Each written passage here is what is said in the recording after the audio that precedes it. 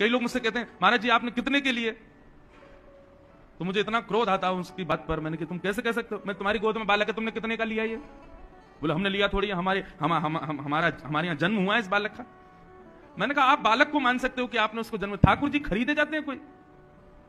बोले फिर आप इस कॉन्सेप्ट को क्या कहोगे? हम तो वृंदावन जाते हैं, वहां से लड्डू गोपाल खरीद के ही लाते हैं। अरे नहीं, आप जब वृंदावन जाते हो और जब गलियों में घूमते हो तो लड्डू गोपाल पहले ही सोच लेते हैं कि वो आ रहा है मुजफ्फरनगर से, मुझे उसके संग जाना है।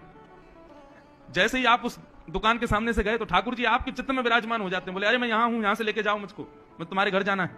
आप जाते हो, दुकान पर बैठते हो, फिर वहां बहुत सारे गोपाल जी आपको दिखाई देते हैं, पर आपके चित्त को वही भाते हैं जिनके चित्त को आप भागे हो।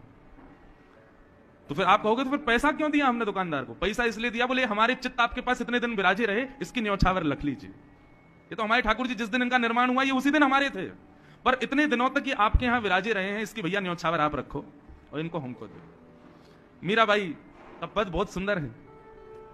कोई कहे महंगो, कोई कहे सस्तो, कोई कहे महंगो, कोई कहे सस्तो, माईनी ये तो आवत प्रेम के मोल रे।